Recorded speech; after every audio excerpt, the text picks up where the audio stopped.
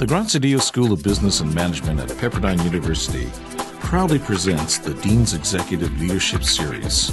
This podcast invites top business practitioners and thought leaders to share their view on the real world of business.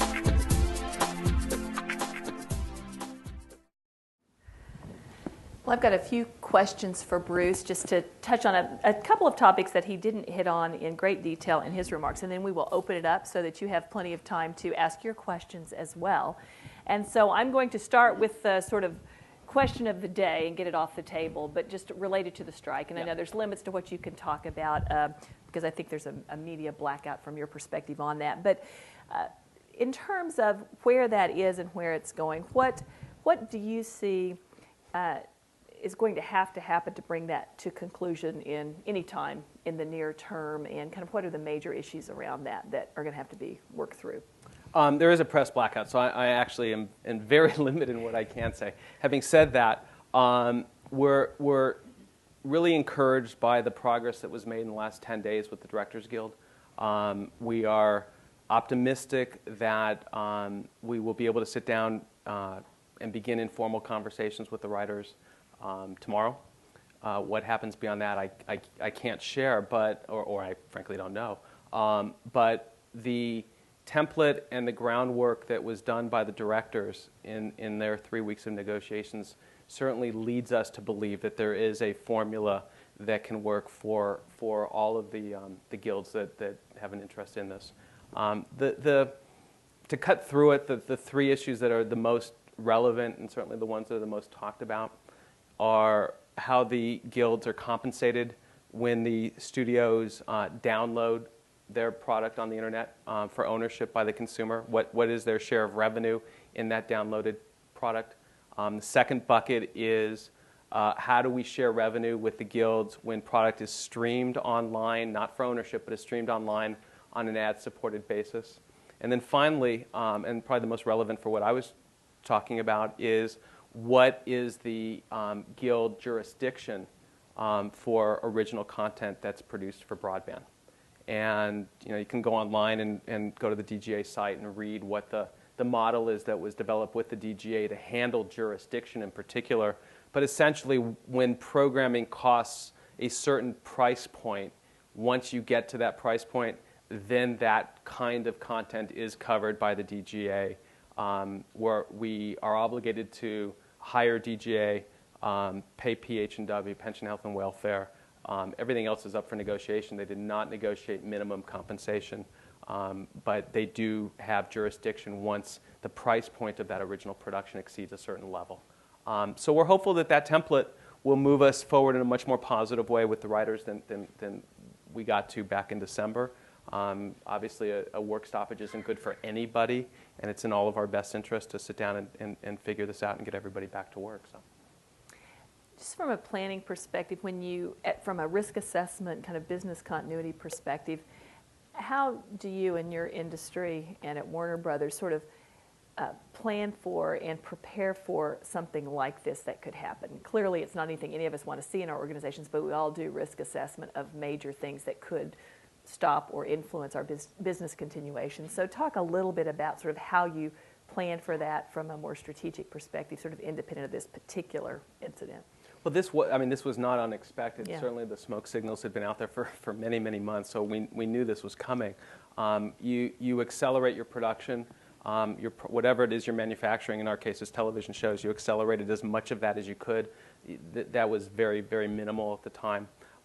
You make no long-term commitments that you would be obligated to pay during a work stoppage, and you encourage your executives and your employees to do everything they can to plan for minimizing expenditures during however long that work stoppage takes.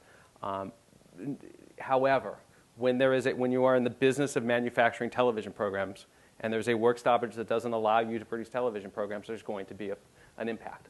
It does not impact our distribution side of our business. Our worldwide distribution business is still flourishing and is going on a daily basis. Our first run syndication business is still very, very active. Ellen is producing, Tyra's producing Extra, Judge Mathis, People's Court, and our TV animation business is moving forward. But our core business, which is producing primetime television shows, as it is at all the other major studios shut down, and you're going to have a financial impact. Let's talk a little bit about the worldwide distribution and that piece of your business. How has your international operation evolved and changed in recent years, and where do you see that going in the years ahead in terms of being a significant part of what you do in your business? International has always been a very, very important piece of any television studio. I mean, the revenue that comes in from the international side of our business ideally offsets the production deficits that we incur on the product we produce for prime time. The good news is that in the last 5 years, the international marketplace for U.S. television content has been vibrant.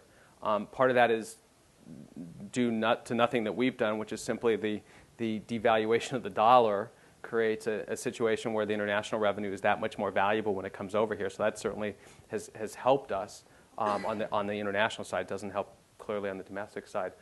Second, there is significantly more competition around the world to acquire U.S. product. There's more networks being developed. There's more buyers of U.S. content. And it's simple. The more demand there is for your product, the higher the pricing can be. Third, U.S. product is doing well internationally. In the last 5 or so years, the price point of U.S. product has risen dramatically, which isn't good news for somebody sitting in my chair. But when you see product like Lost and Prison Break, and in our case, Sarah Connor Chronicles and Pushing Daisies, and those price points are getting so high, it's theatrical content, theatrical quality content on television. The international local marketplace can't compete with that. The local product does not look competitive next to programs that cost $3 million an episode. So our product is performing better internationally. What we're going to be doing in the next couple of years to expand our international business is, one, begin to produce more content in local language in the local markets. 1 or 2 of the other studios have built a business around this. We've built that business on our theatrical side. We've not built it yet on the TV side, and we're going to go and expand our local language production internationally. And the second, as the new media space evolves here domestically, it's evolving a hell of a lot faster internationally. And what we will be doing is quickly building a much more robust internet distribution, broadband distribution of our content in local territories. Obviously, because content is sort of king in your world, the issues of piracy, both domestically and internationally, are obviously significant to you. What are you doing to sort of manage that risk for the company? A couple things. One, we're trying to get ahead of the curve and learn from what happened with the music industry by crafting consumer-friendly legal ways to access content. Are we succeeding 100%? No, I don't think you can succeed 100%, but we're making legally acceptable, technologically friendly ways of accessing content for as low a price as you can. And second, you work with as many, if not all, the technology companies to enforce your DRM as effectively as you can. Piracy is not going away. It's a problem for our theatrical side of our company. It's a problem for our home video company. It's certainly a problem for the TV company. But we're managing it as best as we can, and we've thrown a lot of resources at it. Now, Warner Brothers Television Group is part of a large media conglomerate, Time Warner. And what challenges does that pose for you as a group that's trying to be innovative and entrepreneurial? And then what opportunities do you get by leveraging the other units within Time Warner? I don't think we ever see it as an impediment. I think the ability to pick up the phone and deal with AOL certainly helps you when it comes to some new media issues. I think being able to pick up the phone and deal with the Turner companies, whether it's Cartoon Network on the animation side or TBS or TNT on the live on the primetime side is a benefit. The magazine division is ripe with ideas for content. Even the cable company, the MSOs, we own Time Warner Cable here in Los Angeles, and dealing with VOD issues, dealing with technology issues around the distribution of content is helpful. So anytime we can get together with our sister, and HBO is a great relationship. So we don't ever see it, frankly, as an impediment. I think we at the TV side think as a small company. We try to live what I talked about, which is to be nimble, to be reactive quickly, to not be bound by bureaucracy as much as possible. But we also take advantage, where appropriate, of being part of a much larger company. How do you think that larger company has been able to develop that kind of a culture that allows that to happen even within some would argue that it's organization? not a great thing. I mean, if you study management, I don't know if you say silos are a good thing or a bad thing. They have good days and they have bad days, but we are known to be a siloed company. And by being a siloed company, Warner Brothers, while we cooperate and collaborate, and while HBO cooperates and collaborates, every day our job is to say, how do we make Warner Brothers better? Secondarily, then, how do we make Time Warner better? That's just an ethic of our company, and it's been that way I've been there 21 years. It's been that way since I've been there. So. When we had the podcast interview earlier, one of the questions that I asked Bruce had to do with... And I was just kidding. You should go listen to it because I was... He was really good. You really need to go listen to it. Now, one of the things we talked a little bit about was leadership qualities that he feels like are important and how that's evolved. But one of the things you talked about, I want to touch on this before we open it up to the audience. You talked a lot about you used the term business ethic. And in the context of that, talked about the importance of sort of ethics and a sort of a values base in terms of working in the television business. And that's certainly very important to us here. Our mission as a business school is to develop value-centered leaders. And so we spend a lot of time talking about what that means and being a values-driven business leader. So talk about why that's so important to you personally and then to the kind of organization, the industry you're in terms of what you're doing in the business you're trying to accomplish. It's a loaded question. We work in a business that is different. I mean, I'm a lawyer by training, so I'm used to things being by contract, and being precise and going to the letter of the contract. And for 21 years, I've worked very hard to break all of those bad habits, because we work in a business that's not driven by contract. We like to say if you ever have to go and look at the contract to determine an issue, you've failed miserably because it's irreparably damaged, whatever it is that forced you to go back and look at the contract. We work in a business which is filled with egos. It's filled with a lot of people who don't follow the notion that you should have business ethics.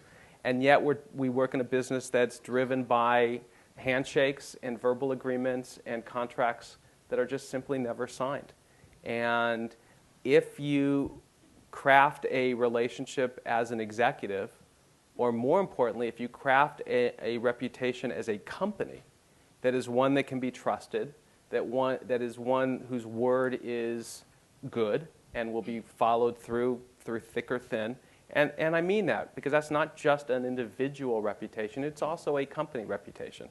And if you hire people and work with people who follow that work ethic, and you get rid of people who don't follow that work ethic, it will make your life a hell of a lot easier in dealing with the rest of our business. And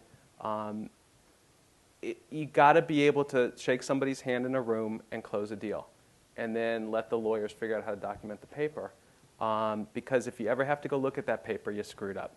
And that comes from my boss, who I've worked with for 21 years.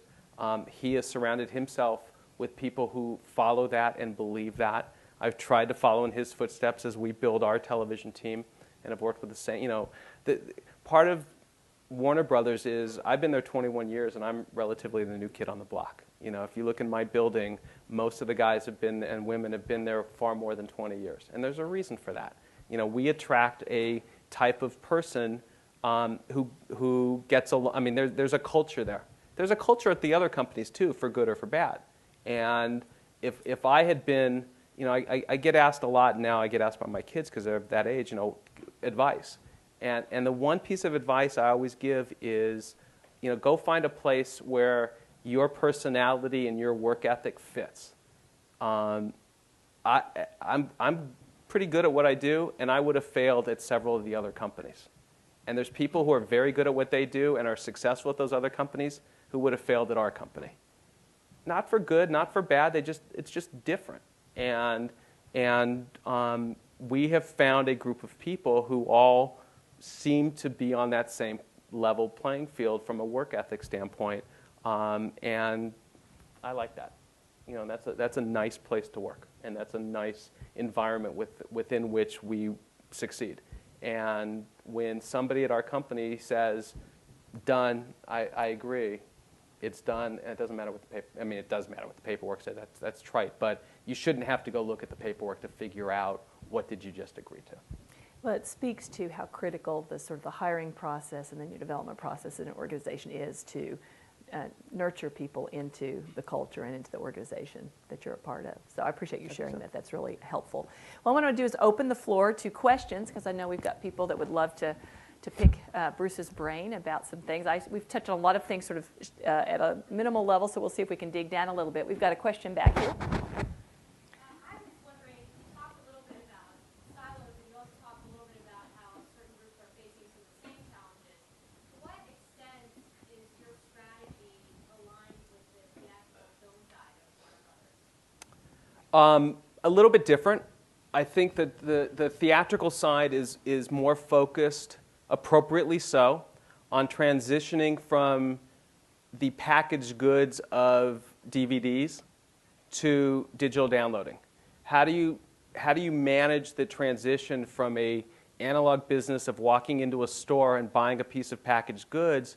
How do you manage that to an electronic sell-through transaction, which is a digital transaction? Because that's really the primary focus on the theatrical side. On the television side, we've done a really good job of training people to watch commercials.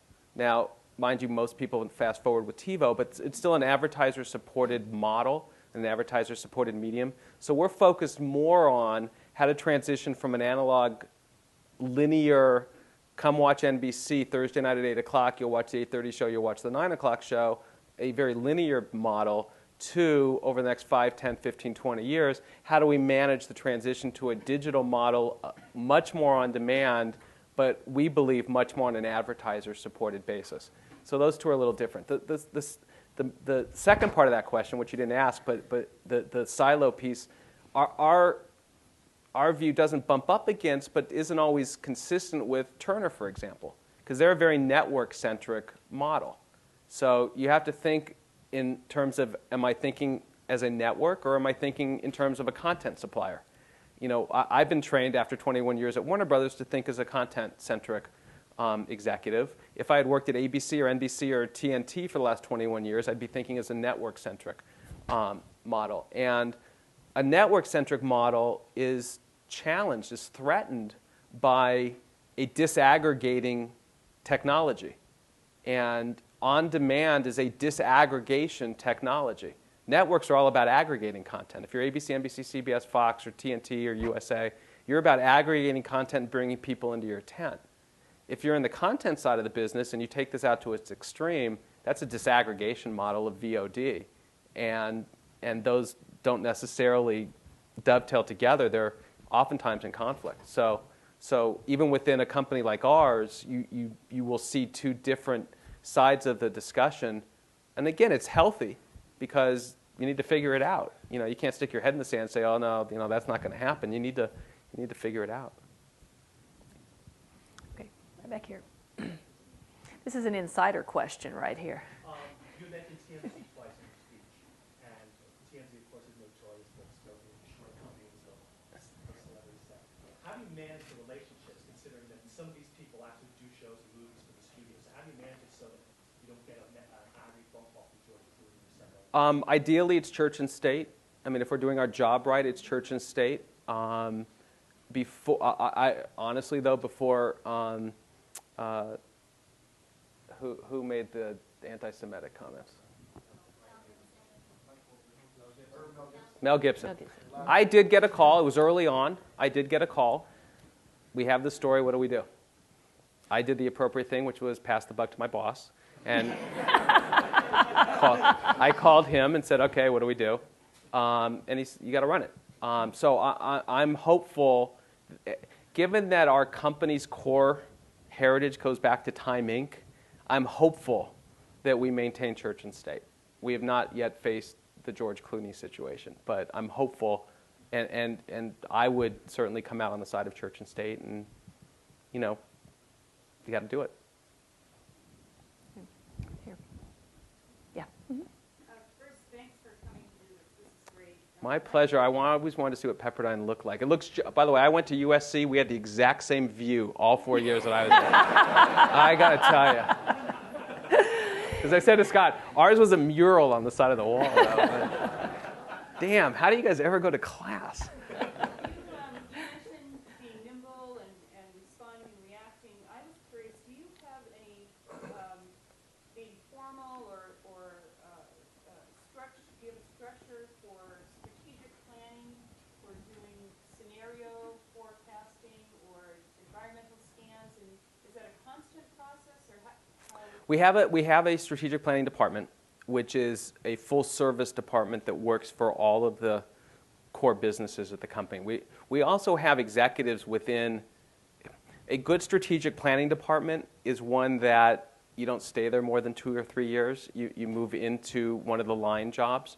So we have people dispersed around the company who had strat planning experience. We meet, independent of my meetings with each president of each of the divisions on a weekly basis, we have a digital core group that meets every 2 weeks, every other Tuesday morning. And a lot of that is strategic planning, a lot of that's thought, a lot of that is just a 2-hour roundtable where everybody is throwing out what is going on in their operation. We've made an intentional decision not to on the TV side, not to centralize our digital businesses. We think it is better to let each of the divisions of the television operation manage and be involved in the transition of their business from analog to digital. You know, our 3 production entities are each involved in producing original content. Our distribution operations are involved in distributing original content online. You know, TMZ came out of Telepictures Productions, which is the team that produces Ellen and Tyra and Extra. That's where TMZ came from. The animation website's going through the animation division of our company. So we bring everybody together every other week.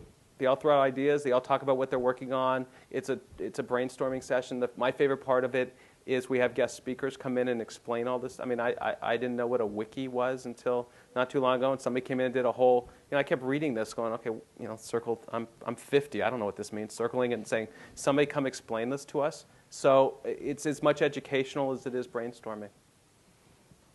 Your 20 and 16-year-old would have probably been able to answer that question for you. I should have called my daughter, yeah. She won't take my call, she's at college. Yes, back here.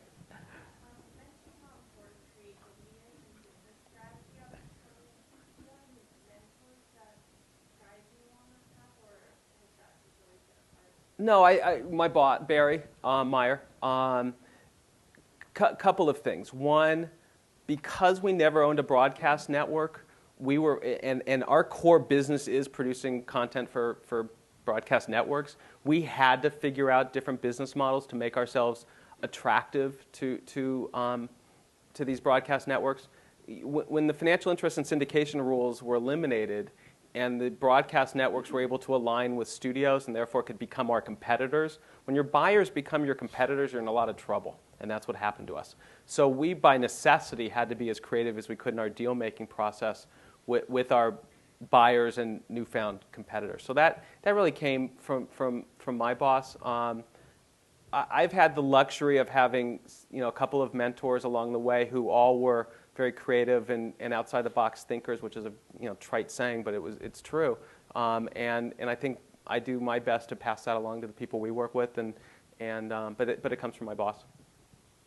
Now, in our discussion with the podcast, you commented on not seeing yourself as particularly creative, but you surround yourself with creative people. Talk a little bit about how that has evolved for you, being in a very creative industry, but not necessarily seeing yourself. I grew up on the legal side, and then I came up through business affairs, and it was clear to me I can't read a script, I can't make casting decisions, and I can't look at rough cuts and give notes, because that's not what I do for a living. We have a lot of very, very, very talented people around us who know how to do that. That's what they do. That's what they love to do. And our job as managers of this television group is to surround ourselves with experts and exceptional people in each one of those areas. I mean, I wouldn't, for the moment, know how to talk to Ellen DeGeneres about coming and doing a talk show for us. That's just not what I do. Hillary Estee McLaughlin excels at that. She runs telepictures for us. She just brought over Bonnie Hunt to do a talk show. She knows how to produce talk shows. She knows how to talk to talent. She knows how to make them feel very comfortable. I know how to look at the business model, and I know how to look at the P&L statement, and I know how to talk to the stations to structure those deals. But I know to stay away from the set. I'll go. My boss is very much the same way. It's know your strengths, know what you're good at, do that well, and then what you're not good at, hire really good people, and don't be afraid to hire people who are better than you at what you do as well, because they only make you stronger. The only way I've been able to move up over the course of 20 years is when there was somebody that could take the job I was doing. Because if I'm looking to promote somebody, the first question I ask, even though it may be the absolute right thing to do, is, well, who's going to do that job? And unless there's somebody ready to step in and take their job, I'm going to think twice about making that promotion, because I need to get that job done too. So I always wanted to make sure there were people that I worked with who were certainly better than I was in the areas I'm weak in, and equally, if not stronger than I am, and even in the areas I'm strong in. Speaks to the importance of succession planning at many levels in an organization, so you can move up through the organization. And next is my daughter. She can have the job. That's right.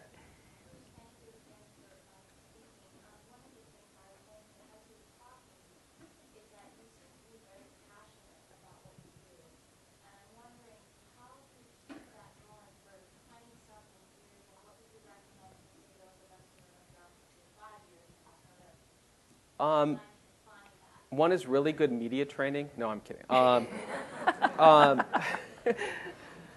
I've been really lucky. I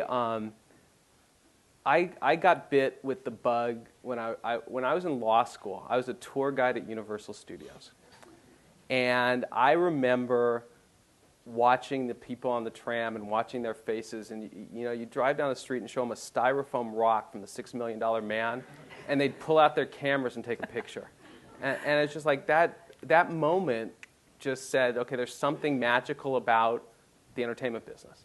Then I went off and decided to become a tax lawyer.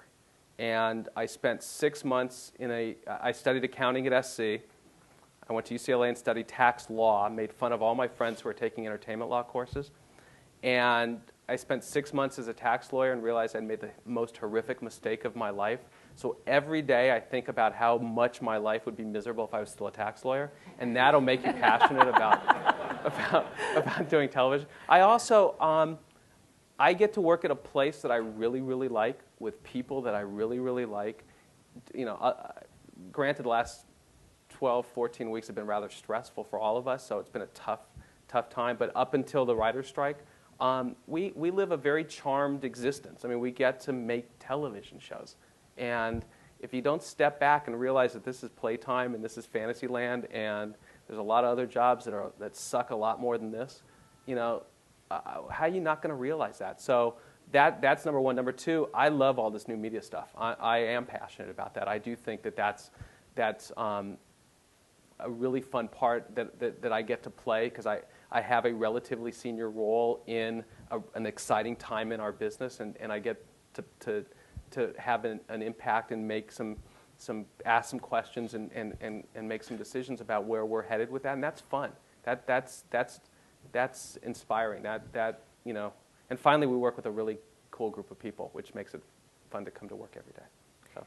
Bruce, you talked about this recent period, obviously during the strike, being very stressful. What do you do personally to help deal with those particularly stressful times? Are there things you do that help you manage that and deal with it, maintain your sanity through that, or not? No.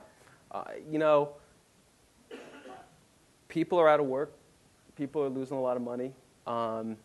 These are people that we're very close to, that we work very closely with, that we make a lot of money together with, and you can't get past that. I mean, sure, you go and work out and run and scream and listen to loud music, but that doesn't help. Yeah. It's a stressful time, and if it weren't a stressful time, if you didn't feel stress from people being out of work, then something's wrong.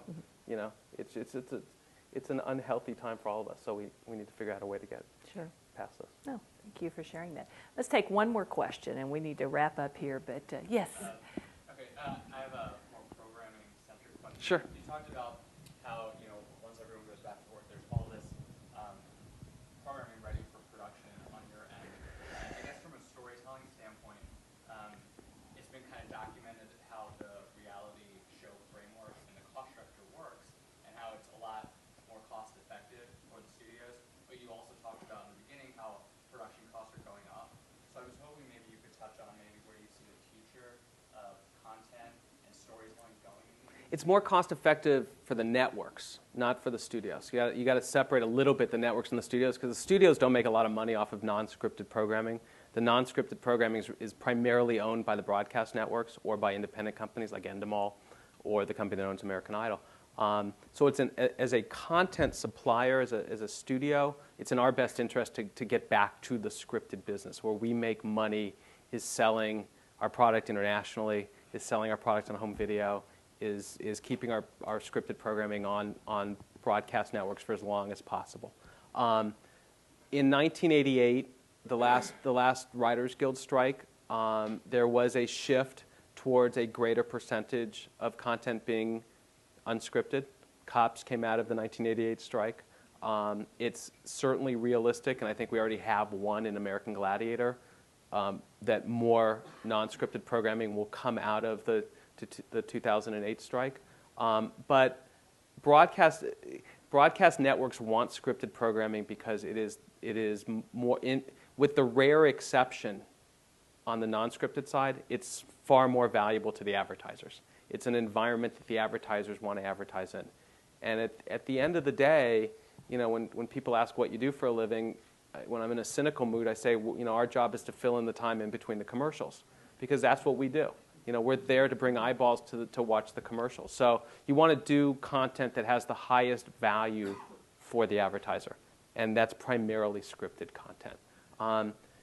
A scripted show that works really well can be a very profitable asset for a broadcast network and for a TV studio.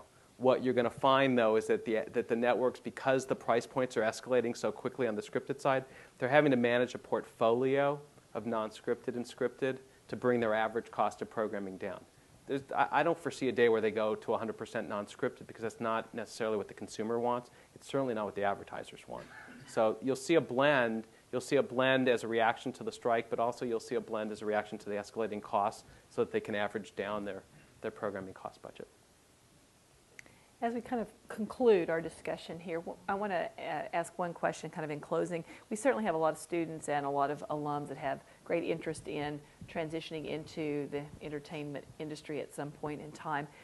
Is there any particular advice or suggestions you might give them on things they can do to prepare themselves best to do it, if that's an interest they have professionally? Well, I can't, given this is a business school, I can't comment on the creative side. I mean, if you want to be a writer, you want to be an actor, you want to be a director, there's channels for that. On the business side, a couple of things. One is internships, summer internships, is a willingness to, unless you go the lawyer route and then go in as a lawyer, which is a trade, if you're going to go the non-lawyer route, you got to be willing to start at the bottom, as much as I hate to say that. The agent training programs are fantastic. Most network executives running broadcast networks today started on a desk somewhere. Don Ostroff, who runs the CW, started on Les Moonves' desk. Steve McPherson started, I think, at the CIA training program or ICM. I mean, these guys all started somewhere on somebody's desk, and it's not demeaning to do that. It's great experience. It's learning who everybody is. It's learning the process. It's learning the time cycle that the net. I can only speak to television. That the television season goes through. When is pilot season? What happens in May? What happens in August? What happens in September? Being on somebody's desk certainly helps with that. Once you find yourself inside an entry-level job, you got to work your ass off. You got to make yourself noticed, because there's a lot of people looking for that entry-level job. But those young executives, and not young necessarily in age, but young in experience, who stand out. I mean, you see them. You know within the first couple months who's going to make it, who you need to start nurturing, who you need to pluck out, who you need to put on a better desk, who you need to give more experience to, who you need to give scripts to write coverage for at night, who you want to pay attention to. I mean, you can tell really quickly who's going to stand out. I don't know if that's a direct answer for you. No, that's very, very helpful. I appreciate it. It's the hardest question I get asked. It is. It's the hardest question I get asked. Well, thank you so much. We really My appreciate pleasure. your time and your insights today, and we appreciate you spending your Thank evening all you with guys us. for coming out in the rain. Thank you so much. Thank you.